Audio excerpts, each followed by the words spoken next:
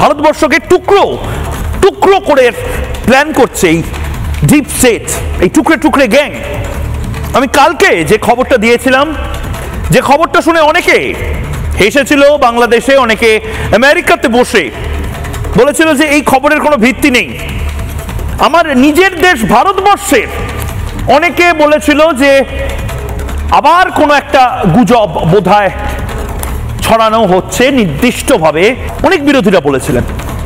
আমি দায়িত্ব নিয়ে সেদিনও বলেছি, কালকেও বলেছি, আজও বলছি, বাংলাদেশে ভারত বিরোধী বা বাংলাদেশে মোহাম্মদ ইউনূস তার টেবিলে কোনো ফাইল, এরকম কোনো কাগজ যদি তার টেবিলে রাখেন, সেই কাগজটা যদি ভারত বিরোধী কোনো ষড়যন্ত্রের অংশ হয়, সেই কাগজটা প্রকাশ হতে বা রিপাবলিক চ্যানেলে ময়ূখ রঞ্জন ঘোষ ব্রেক করতে লাগবে 5টা মিনিট সময়। এবং কাল যে আশঙ্কা আমি প্রকাশ করেছিলাম জবাব চাই বাংলাতে, সেই আশঙ্কা সত্যি হলো। আজ সারা এশিয়া জুড়ে প্রত্যেকটি খবরের কাগজে কাল জবাব চাই বাংলাতে ময়ূখ যে খবর ব্রেক করেছিল 8টা 20-তে, আজ প্রত্যেকটি খবরের কাগজে ফ্রন্ট পেজ হেডলাইন, প্রত্যেকটা পোর্টালে বাধ্য হয়ে আমেরিকা নিজের সরকারি বিজ্ঞপ্তি প্রকাশ করেছে। বাংলাদেশ ঢোক গিলে বাপ বাপ করে নিজেদের সরকারি অবস্থান স্পষ্ট করেছে।